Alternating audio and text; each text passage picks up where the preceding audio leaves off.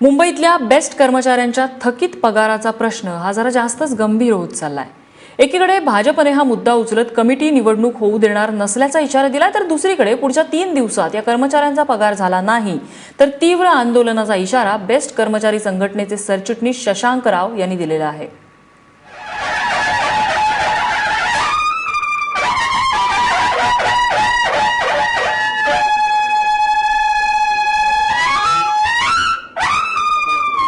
बेस्टचे माजी कर्मचारी अनिल कोकीळ मुंबई पालिकेच्या बेस्ट समितीचे अध्यक्ष झाले आणि पहिल्याच बैठकीत भाजप आणि काँग्रेसनं बेस्ट कर्मचाऱ्यांच्या थकीत पगाराचा मुद्दा लावून धरला।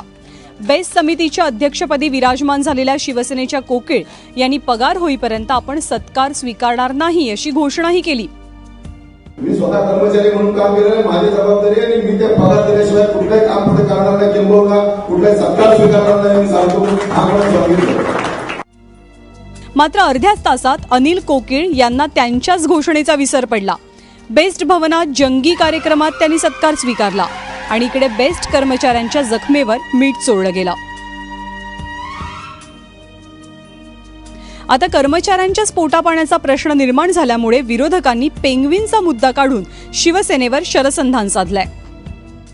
मुंबईमध्ये 7 का 8 पेंग्विन आणण्याकरता 45 कोटी रुपये खर्च करतात आणि बीएसटीचा कर्मचाऱ्यांचा पगार द्यायला मात्र ते नाकारतायत। ही अशी अवस्था मुंबई महापालिकेची आहे आणि म्हणून महापौरांना मी ही विनंती केली की प्रथम बीएसटीच्या कामगारांचा पगार द्या आणि नंतर मग तिकडे जाऊन त्या पेंग्विनचं उद्घाटन करा। देखो तो 23-24 तारीख का बात कर रहे हैं पगार की, वो हमको जरा भी मान्य नहीं है।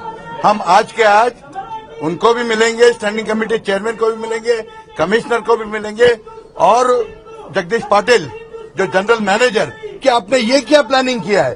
पैसे लाने ही है तो आज के आज ले आओ, ये काय का विलंब? मुंबई महापालिकेची बँकेत 61,000 कोटींची ठेव आहे, मात्र 84 कोटींच्या अभावी 42,000 कर्मचाऱ्यांचे पगार रखडलेले आहेत। बेस्टची परिस्थिती नेमकी काय आहे? बेस्टचं वार्षिक उत्पन्न आहे 486 कोटींचं आणि खर्च आहे 688 कोटी।